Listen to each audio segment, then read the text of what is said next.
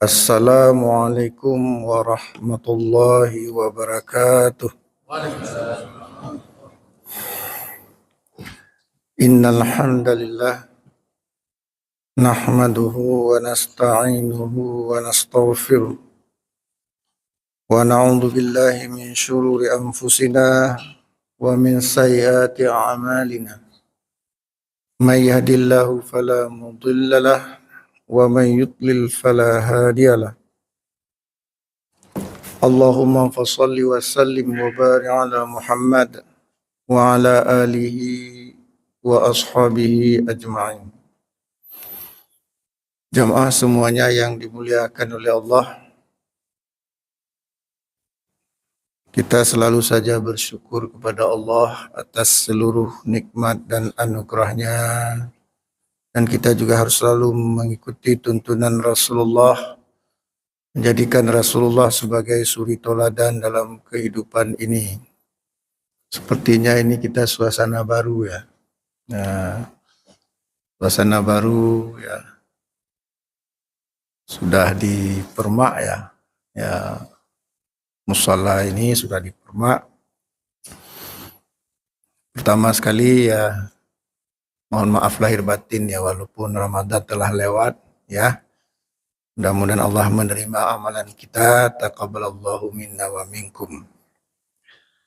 Kita lanjutkan pengajian kita, kitab Mukhtasar Riyadhus Shalihin ini.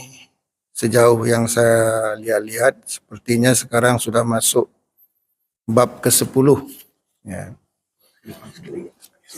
Ya. Ya. Sudah masuk ke bab 10 ya. Ya. Jadi bab 10 dari kitab ini adalah Babul Mubaradah. Ya, Babul Mubaradah. Ya. Ilal khairat. Fahussi man tawajjaha li khairin alal iqbal alaihi bil jiddi min ghairi tarad. Ya. Artinya apa, hamba Allah? Dalam kitab ini, dalam kitab Riyadhus Shalihin ini, bab 10, Babul Mubadarah, Al-Mubadarah. Apa itu Al-Mubadarah? Al-Mubadarah ilal khairat. Ya, Al-Mubadarah itu maksudnya bersegera. Ya, bersegera ilal khairat, kepada kebaikan. Ya. Jadi bab bersegera kepada kebaikan. Wa khussi man tawajjaha li khairin, dan mendorong orang yang menuju kepada kebaikan alal iqbal alaihi bil jiddi, ya, min ghairi taraddu. Artinya ya, dan mendorong orang yang menuju kepada kebaikan agar mereka itu menghadapinya dengan sungguh-sungguh tanpa ragu-ragu. Nah, itulah kira-kira babnya. Jadi apa tadi?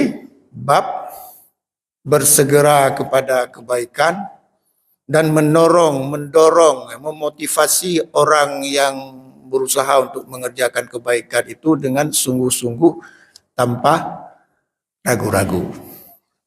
Ini judulnya ya. Nah, kita lihat sekarang isinya. Kemudian Allah berfirman, dicantumkan firman Allah surah Al-Baqarah ayat 148, qala Allah Ta'ala fastabiqul khairat. Fastabiqul khairat, berlomba-lombalah dalam kebaikan. Nah, ini hati-hati ini, kalau salah-salah memahami akhirnya kita jadi ria semua. Nah, jadi ria, ingin dapat pahala jadi ria. Karena kalau berlomba-lomba itu bisa jatuh kepada ria. Dan ria itu sebagaimana kita ketahui itu termasuk syirik kecil. Ya, kata Nabi apa? Inna akhwafa ma akhafu alaikum asyirkul asghar. Qalu ya Rasulullah wa ma asyirkul asghar? Faqal ar-riya. Yang paling aku takutkan pada kalian, kata Nabi, syirik kecil, bukan syirik besar. Syirik besar Nabi enggak takut karena semua kita tahu. Kalau syirik besar mudah mengenalinya.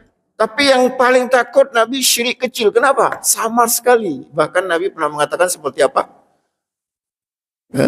Kadabi bil namli ala safatil as-sauda'a fi dhulumatil laili. Seperti jejak semut hitam kadabi bil namli ala safatis sauda'a fi dhulumatil laili. Seperti semut hitam di batu hitam di malam hitam. Bukan ada pula. Samar sekali. Ya, jadi syirik kecil itu sangat ditakuti oleh Nabi. Di antaranya ada ar-riya. Ada riya, ada sum'ah. Apa bedanya? Kalau riya, apa asal katanya? Ra'aitu, aku melihat. Aku telah melihat. Ru'yah, melihat. Kalau sum'ah, asal katanya? Sami'ah. Sami' itu, aku mendengar. Jadi apa maksudnya itu? Kalau riya itu memperlihatkan kebaikan pada orang. Nah, kayak berlomba-lomba dalam kebaikan. Oh, ini saya sudah hafal nih, berapa 20 juz nih. Akhirnya jatuh ke riya. Kalau sum'ah tadi memperdengarkan. Nah, memperdengarkan, oh saya pokoknya enggak ada orang yang memperdengarkan. Itu sama-sama syirik kecil. Jadi Allah berfirman, fastabiqul khairat, berlomba-lombalah dalam kebaikan. Saya udah buka kita tafsir, karena kebetulan saya ada pengajian tafsir juga. Itu maksudnya, itu berlomba-lomba dalam motivasi, bukan dalam niat. Ini hati-hati. Dalam niat hukumnya syariah. Paham ya? Apa beda berlomba-lomba dalam niat dengan berlomba-lomba dalam motivasi? Kalau motivasi itu terkandung iri dalamnya. Makanya tidak semua iri itu negatif. Contoh gini, dia sudah hafal 10 juz saya juga harus bisa. Itu kan iri pada prinsipnya. Tapi iri yang positif, nah di situ berlomba-lomba dalam kebaikan. Bukan dalam niat, tapi dalam motivasi. Kalau niat mesti ikhlas karena Allah. Bukan karena, supaya saya dianggap lebih kuat menghafal dari dia. Dia bisa hafal 10 juz, saya harus bisa 12 juz. Lantas niatnya apa? Siapa yang lebih kuat hafalannya? Makanya dalam hal ini sebagian ulama tidak membolehkan MTQ. MTQ itu apa? MTQ. Musabaqah tilawatul Quran. Kenapa ada sebagian ulama nggak bolehkan? Sekarang saya tanya Bapak, orang MTQ itu niatnya untuk apa? Ingin menang kan? Dia bagus-baguskan bacaannya, niatnya ingin menang. Memang betul sebagiannya karena Allah, tapi terselip itu niatnya ingin menang. Apalagi diperhatikan oleh juri, mahal. Nah, tapi sebagian lagi membolehkan. Alasan apa? Fastabiqul khairat. Padahal di situ tidak boleh. Karena di situ niatnya lebih menonjol, bukan motivasinya. Artinya niat orang kepingin menang. Jadi saya ulangi lagi, ya, fastabiqul khairat, berlomba-lomba dalam kebaikan tidak boleh dalam hal niat, tapi hanya dibolehkan dalam hal motivasi. Ini harus kita jelaskan nih pada anak-anak kita, jangan nanti karena fastabiqul khairat dia sudah menyumbang 1 juta, saya harus 2 juta. Nah, kalau itu niat, itu kita jadi ria. Artinya apa? Memperlihatkan saya lebih dermawan. Tapi dalam motivasi boleh. Niat mesti ikhlas karena Allah. Niat harus ikhlas karena Allah. Nah, itu dia. Fastabiqul khairat. Berlomba-lomba dalam kebaikan. Jadi berlomba-lomba dalam kebaikan itu sebenarnya terkandung iri di dalamnya, tapi iri yang positif. Makanya beda antara iri dengan dengki. Apa bedanya iri dengan dengki? Kira-kira?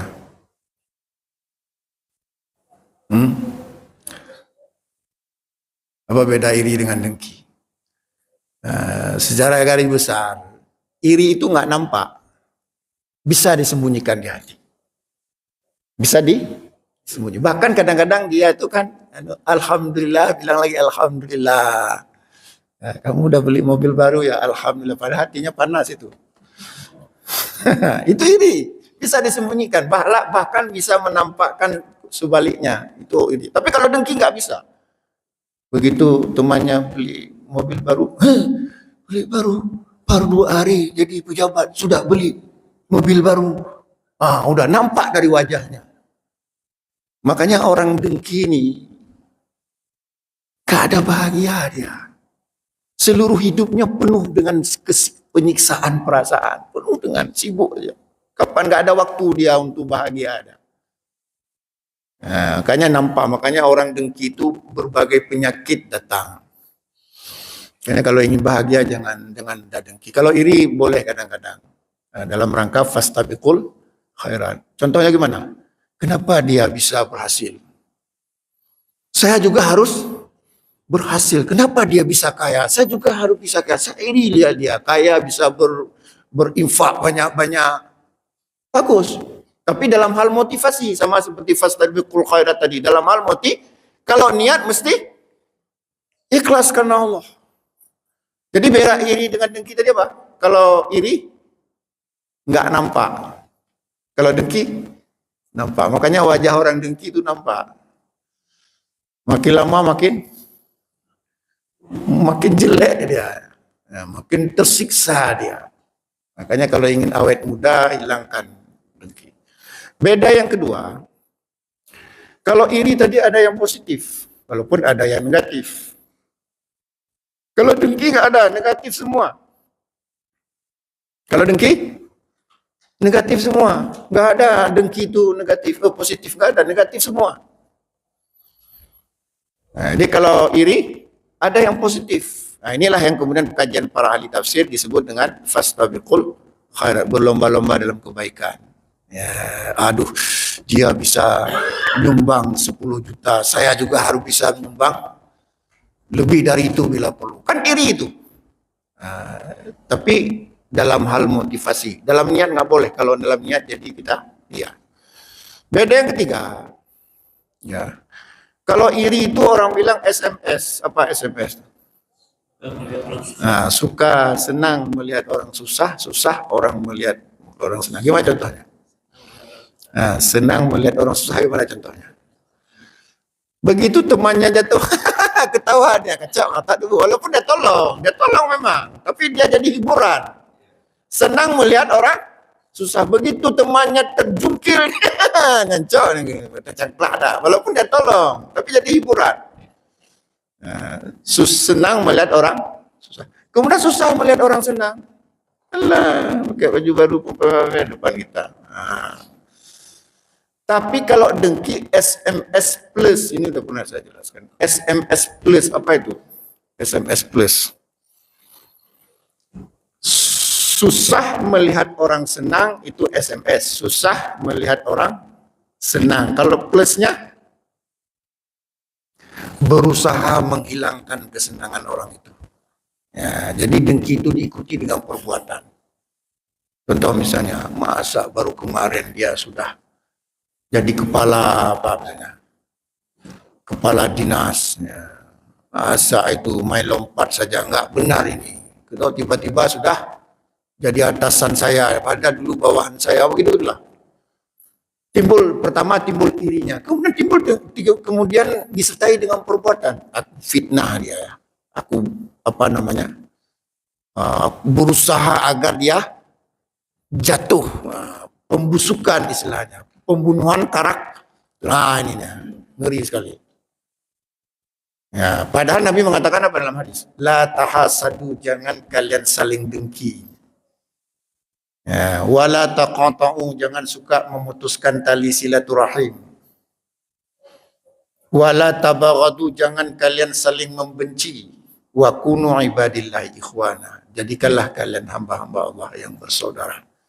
Jadi kembali ke pembahasan kita. Jadi fastabiqul khairat ini sebenarnya terkandung ada iri di dalamnya, tapi iri yang positif. Artinya iri kita melihat teman kita berbuat banyak sekali kebaikan, kita juga ingin seperti itu, tetapi dalam hal motivasi. Tidak boleh dalam hal niat. Kalau dalam hal niat itu menjadi riya. Ya. Kemudian kita lanjutkan. Itu penjelasan ayat tadi ya, fastabiqul khairat. Kemudian ada hadis juga dicantum dalam kitab ini, wa an Abi Hurairah, dan dari Abu Hurairah. Ya, hadis ini diriwayatkan oleh Imam Muslim. Anna Rasulullah sallallahu alaihi wasallam qala. Sesungguhnya Rasulullah sallallahu alaihi wasallam bersabda, Badirul bil a'malis salihah. Bersegeralah kamu dalam beramal saleh. Ya, bersegeralah kamu dalam beramal saleh. Fasatakunu ya fittatun kaqita'il lailil mutlim. Karena kata Nabi, kelak akan datang berbagai fitnah. Fittatun ini jamak dari fitnah. Jadi bersegeralah kalian dalam kebaikan, dalam beramal saleh, kata Nabi, karena suatu saat nanti akan muncul berbagai fitnah. Dan fitnah itu dikatakan ke qita'il lailil mutlim, seperti potongan-potongan malam. Apa maksudnya potongan-potongan malam? Kita lanjutkan dulu hadis ini ya. Ya. Yusbihur rajulu mu'minan, dan seorang laki-laki beriman di pagi hari, wa yumsi kafira, tapi di sore hari dia jadi kafir. Jadi di pagi hari dia orang mukmin menjadi orang mukmin, sore hari menjadi kafir dia. Ya. Wa yusbihu kafirun, wa yusbihu kafiran, dan pada pagi hari dia kafir. Wa yumsi mu'minan, dan pada sore hari dia mukmin. Wa yusbihu kafiran, dan pada sore hari dia kafir. Punya bahasa dia apa? Lip-lap. Nah, lip-lap. Jadi pagi beriman, sore kafir. Atau sore beriman, pagi kafir. Ya. Yabi'u dinahu bi'aradi minad dunya. Ya. Yabi'u dinahu, dia menjual agamanya.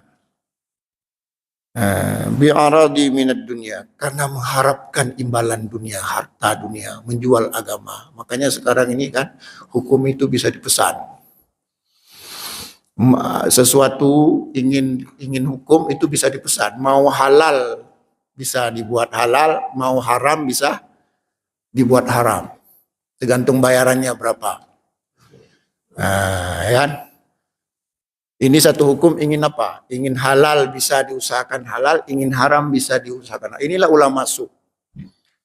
Jadi hukum itu bisa dipesan tergantung berapa dananya. Dia jual. Nanti dicarikan dalil-dalil yang enggak berhubungan dihubung-hubungkan. Hanya mencari dalil-dalil yang mutasyabihat, yang samar-samar, nanti seolah-olah punya dalil. Makanya Allah berfirman, fa ammal ladzina fi qulubihim zay'un fayattabi'u ma tasyabaha minhu ibtigha'al fitnah. Adapun orang-orang yang cenderung kepada kesesatan, mereka mengambil ayat-ayat mutasyabihat untuk menimbulkan fitnah. Apa itu ayat mutasyabihat? Ayat-ayat yang mengandung arti banyak, arti lebih dari satu. Jadi diambil maknanya yang sesuai dengan keinginannya untuk mendukung kesesatannya. Ini bahaya. Ya. Nanti kalau ada waktu saya kasih contoh. Nah, yang menarik dalam hadis ini, Nabi mengatakan akan muncul fitnah seperti apa? Potongan malam. Apa maksud potongan malam? Bertubi-tubi fitnah itu.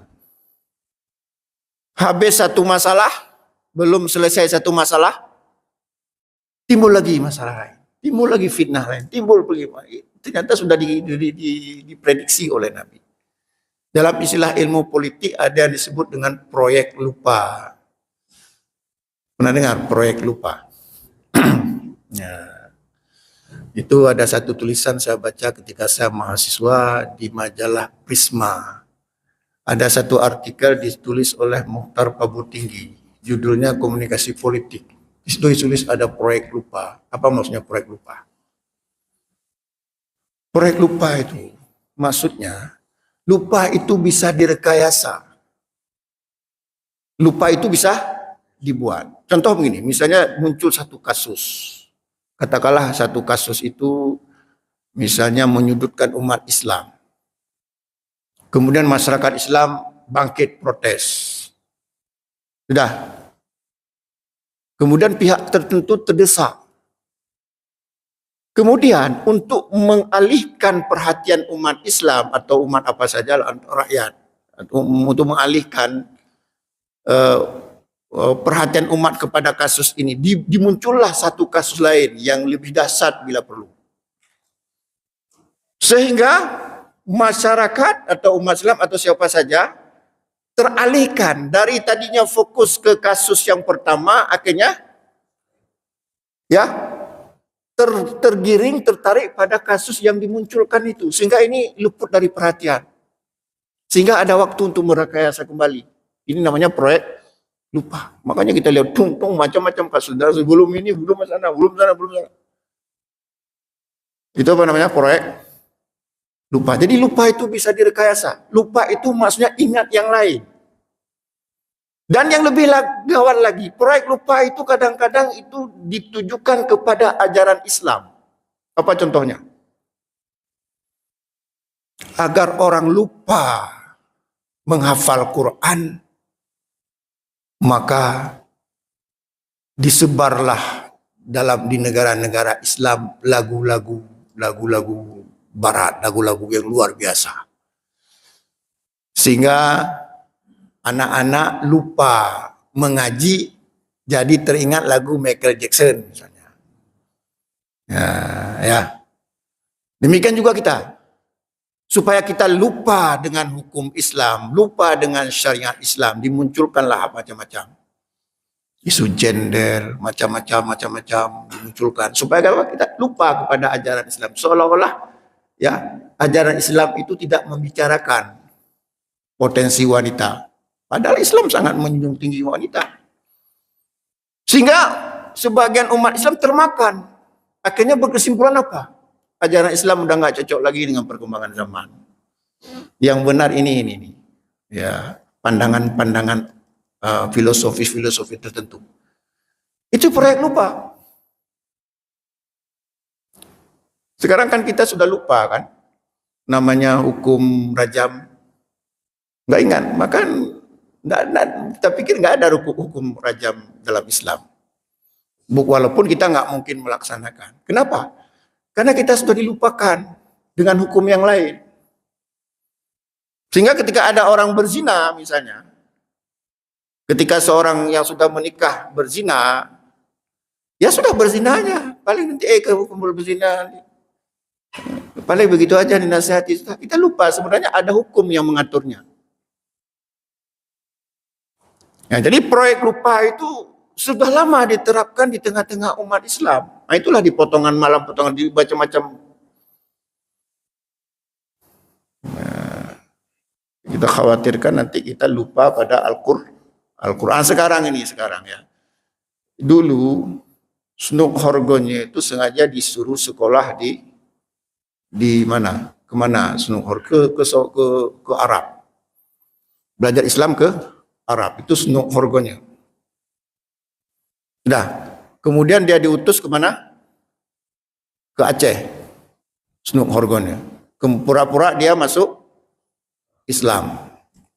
Padahal dia tidak pernah masuk Islam. Menurut penelitian Ridwan Saidi, terakhir Snuk Horgonnya itu pulang ke Belanda setelah sukses misinya. Dia menikah dengan Maria Otter. Menikahnya cara Kristen. Lahir anak Christine Maria Otter. Namanya dia sudah Christine Maria Otter. Agamanya Kristen. Ya, ketika di Aceh dia jadi Tengku Putih.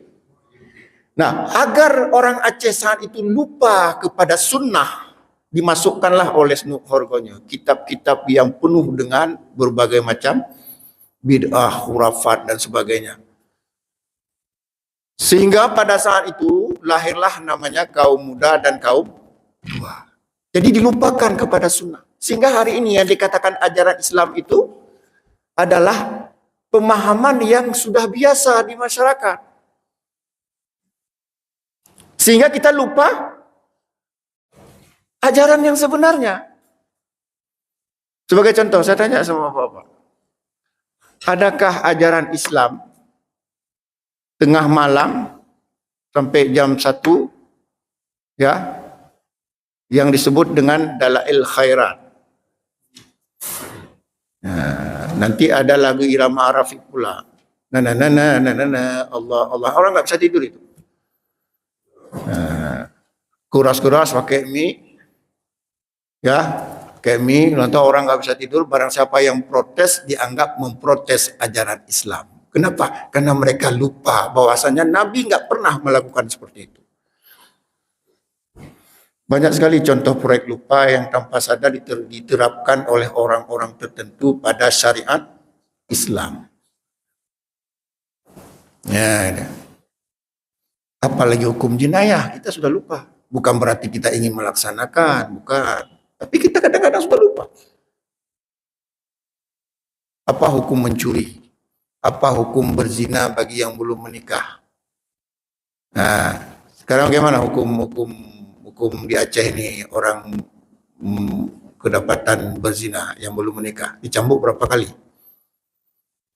10 kali. Enggak di Aceh. Hukum zina di Aceh kalau kedapatan orang berbuat berzina yang belum nikah nih dicambuk berapa kali? 10 ya? 10 kali kan? Apa betul 10? Itu juga proyek lupa. Sebenarnya bukan 10 tapi 100. Sebenarnya 100.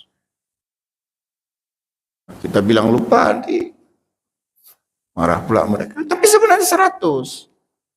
Kan jelas ayatnya. Gimana bunyi ayatnya? Az-zaniyatu waz-zani yajlidu kulla wahidin minhuma mi'ata jaldatin. Penzina laki-laki dan penzina perempuan jilidlah, cambuklah masing-masing mereka 100 kali. 100 kali. Sehingga betul-betul jerah. Kadang-kadang juga bisa mati. Sekali. Ini 10. Atau barangkali cambuknya ada cabang 10 mungkin. Ada cabang 10, jadi sekali cambuk 10 sekaligus. Jadi 10 kah? Gimana? Saya juga belum pernah lihat prakteknya. Nah, ini ya. Jadi itu proyek lupa. Kita lupa. Kita lupa ya ajaran Islam. Apalagi hadis, banyak yang lupa terhadap hadis. Ya, banyak saya lihat kadang-kadang saya ikuti pengajian, saya dengar pengajian tertentu, aduh sedih kali, saya hampir kering dengan hadis. Kalaupun disampaikan hadisnya tidak jelas. Jadi kita lupa dengan hadis. Ya, kita lupa dengan hadis. Dan yang sangat memprihatinkan juga, kalau hafal Quran kita banyak, tapi hafal hadis jarang sekali. Hafal hadis siapa yang hafal hadis? Ada enggak di Aceh ini orang yang mampu menghafal hadis 100.000 hadis? Ada enggak? 100.000 hadis. Orang yang menghafal 100.000 hadis itu mendapat gelar Al-Hafiz. Jadi sebenarnya Al-Hafiz itu bukan gelar untuk penghafal Quran. Karena kalau penghafal Quran nggak ada gelarnya sebenarnya. Umur 6 tahun sudah hafal Quran, 7 tahun sudah hafal Quran. Yang mendapat gelar Al-Hafiz itu di masa ulama salafus saleh, mendapat gelar Al-Hafiz itu menghafal 100.000 hadis. Siapa di antaranya? Di antaranya adalah Ibnu Hajar Asqalani, Al-Hafidh Az-Zahabi, Ibnu Katsir. Itu menghafal 100.000 hadis sehingga mereka bergelar Al-Hafiz. Imam Syafi'i apa gelarnya? Al-Hujjah, menghafal 400.000 hadis. Dengan sanad-sanadnya itu. Kalau Imam Ahmad bin Hambal, ya, itu berapa hafal hadis? 1 juta hadis. Imam Ahmad bin Hambal paling banyak hafal hadis, 1 juta hadis, sehingga beliau bergelar Amirul Mukminin fil hadis. Imam Bukhari mendapat gelar Amirul Mukminin fil hadis, bukan karena hafalannya tapi karena ketelitiannya. Imam Muslim juga mendapat gelar Amirul Mukminin fil hadis. Nah, sekarang kita jarang menghafal hadis.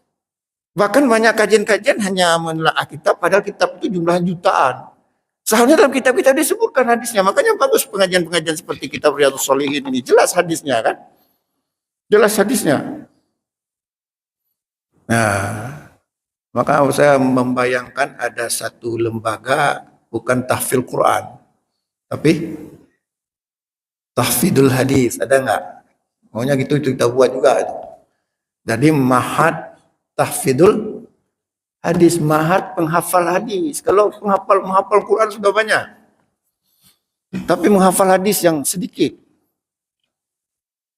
Ya, nggak usah jauh-jauh. Misalnya dulu pertama menghafal kita hadis arba'in, 40 hadis. Lantas kemudian lanjut ke Riyadhus Shalihin. Lanjut kepada nanti kitab ya Lu'lu' wal Marjan, kitab Sahih Bukhari dan Muslim. Ya, itu hebat itu. Kalau ada Ma'had apa? Tahfidzul hadis. Kalau menghafal Quran udah banyak. Memang perlu terus diperbanyak. Nah, jadi adik-adik ini juga jangan sekedar menghafal Quran, tapi juga menghafal hadis, hafal hadis. 1 hari bila perlu 2 hadis, 3 hadis hafal. Apa saja hadis boleh, tapi jelas dia hadis yang sahih atau sekurang-kurangnya hasan li ghairi, jangan hadis yang dhaif. Ya, kita lanjutkan. Atau ada yang mau bertanya? Silakan. Nanti saya terus-terus tiba-tiba udah azan nih. Ada yang mau bertanya? Ada, ibu-ibu ada yang mau bertanya, ibu-ibu? Belum ya? Oh, udah Ustaz Muslim. Ya. Ini Ustaz Muslim ini bukan pertanyaan, ya, menambahkan. Ya, silakan Ustaz. Ya, seperti Ustaz sampaikan. Itu yang hukum dari yang Ustaz sampaikan. Iya. Yang hukum selama ini walaupun dia tidak hukum berzina. Iya. Cuma dihukum berkhalwat. Walaupun mereka dicek. Karena mereka tidak nampak, mereka lihat perbuatan itu. Karena masih sebatas hukum 10 kali karena dihukum dalam rangka berkhalwat. Iya, iya. Dia berzina dan dia mengakui sama-sama. Ada sekali kejadian mereka meminta kalau mereka bertobat dihukum 100 kali. Dicabut 100 kali ya. Oh iya ya. Berarti tadi 10 kali itu hukum khalwat ya. Oh iya ya. Dan ini kebesaran Allah, dia tidak terlihat sakit, malah yang mencabutnya ya Kelelahan ya. Ya. Ya, bagus. Ya. Ya, memang kalau kita menegakkan hukum Allah, itu walaupun kita sendiri yang bersalah, itu ada karunia khusus dari Allah. Makanya kisah seorang yang dia minta rajam, ya Allah Rasulullah rajamkan aku. Jangan dulu melahirkan dulu. Tapi kemudian terakhir setelah melahirkan minta rajam, muncrat darahnya, kena pada seorang sahabat. Seolah-olah marah dia, jangan kamu marah. Kalau seandainya tobatnya diserahkan, dihiburkan kepada seluruh penghuni tempat ini, itu akan cukup. Kenapa? Kebesaran dia untuk bertobat. Karena kata Nabi, an-nadamu tobatun. Menyesal itu bertobat. Cuman masalahnya bobot menyesal kita yang belum begitu dalam, sehingga tobat kita seperti tobat main-main. Padahal ketika Nabi mengatakan an-nadamu tobatun, menyesal itu bertobat, itu kaitannya dengan ayat ya ayyuhalladzina amanu tubu ilallahi tobatan nasuha. Artinya betul-betul menyesal sepanjang zaman, seterusnya menyesal, mengingatnya itu pening seperti Umar bin Khattab. Ketika dia mengingat ketika dia masa jahiliyah itu pening dia. Tapi kita kadang-kadang enggak kayak di dalam ayat ini. pagi beriman, sore kafir, pagi bertobat, sore kembali lagi. Jadi makna an-nadamu taubatun itu artinya menyesal, betul-betul menyesal. Jadi kalau ada misalnya orang kan ketahuan selingkuh misalnya sama istrinya, nanti dia bilang sama istrinya, abang bertobat, betul-betul bertobat deh, tapi foto selingkuhannya masih disimpan di tempat tertentu. Nah, itu bohong tobatnya. Jadi an-nadamu taubatun, menyesal itu bertobat. Baru untuk menyempurnakannya, mantaba wa aslaha wa mantaba wa amilus solihah dan seterusnya. Barang siapa yang bertobat kemudian memperbaiki diri, barang siapa yang bertobat kemudian memperbanyak amal soleh, itu pelengkap saja. Hakikatnya tobat itu kata Nabi apa? An-nadamu taubatun, menyesal itu bertobat. Artinya menyesal terus menerus. Nah, cuma kita menyesalnya kan sebentar, dah tu ketagihan lagi, ya, tu tobat lagi, ya, tapi nggak apa-apa, ya, yang penting kita tetap berusaha bertobat. Soal iri dengki tadi Ustaz. Ya, ya silakan. Mungkin kiat-kiat menghilangkan iri dengki Ustaz. Lagi kemarin baru saja ya, dia sampaikan bahwa iri dengki itu biasanya terjadi pada sesama profesi. Membasuh dengki sama tukang basuh, namanya supir sama supir. Ustaz juga kadang-kadang iri dengan Ustaz. Ini bisa kita simpulkan bahwa mereka punya ladang, berburu ladang sebenarnya. Ladangnya sama sehingga bisa merasa iri dan dengki. Mohon mungkin ada kiat-kiat untuk menghilangkannya. Ya, kiat-kiat untuk ya menghilangkan iri dan dengki. Susah juga, mungkin saya juga ada irinya dan dengki. Susah juga kiat-kiatnya. Cuman yang paling penting kan, kita harus tahu lawan dari iri dan dengki apa? Redho. Mungkin dengan kita sering-sering redho, senang lihat teman kita sukses, senang lihat teman kita lebih berilmu dari kita, senang melihat redho, melihat teman kita lebih banyak hafalan, mungkin lama-lama akan terkikis. Ya, jadi susah. Tapi kalau kita bisa misalnya membalikkan keadaan, artinya apa? Dari lawan iri dan dengki itu redho. Mungkin kita selama ini mungkin lebih fokus pada dengki dan irinya, coba sekarang belajar fokus kepada redho. Coba kita tersenyum ketika teman kita sukses, jangan cemberut. Ketika teman kita sukses, coba kita redho, tunjukkan redho itu kita silaturahim. Walaupun mula-mula memang berat. Ya, redho. Lawan dengki apa? Redho. Artinya redho itu apa? Ya, ikhlas, senang melihat teman kita sukses. Yang anehnya lagi ya, orang dengki dan iri ini, orang lain sukses nggak masalah ya. Tapi teman dia sendiri dia pusing dia. Aneh kan? Aneh. Memang jadi kalau ditanya kiat-kiatnya susah juga, cuma paling saya bisa memberi apa namanya sedikit masukan ya, cari aja lawan dari dengki. Apa lawannya? Redho. Mari kita suburkan redho, keredoan. Ya, redho kepada saudara kita. Nah, Zazan ya. Di mana tadi? Ya. Ya sudahlah ya, insya Allah nanti berarti ini belum selesai ya. Mau tanya? Oh ya, boleh.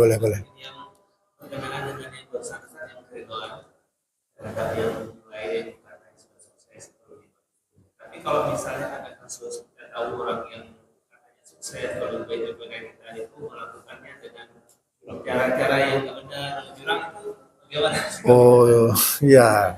Kita tahu jadi. Ya. Ya itu kalau kita redho malah kita itu sudah ikut berdosa ya.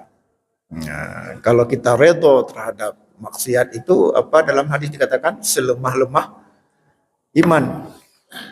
Kan man ra'a minkum munkaran falyughayyir bi yadihi. Fa illam yastati fa bi lisanihi, fa illam yastati fa bi qalbihi. Wa dzalika adhaful iman.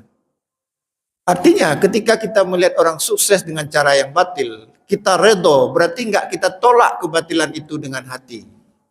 Berarti lemah sekali iman kita. Bukan seperti itu redo. Redo itu artinya dia dengan cara yang halal, yang diridhoi oleh Allah. Tapi kalau dia tahu dia cara-caranya curang, ya kita enggak redo. Kita harus tolak dengan hati. Paling bagus kita nasihati. Cuman kita nasihati enggak mempan, ya udah.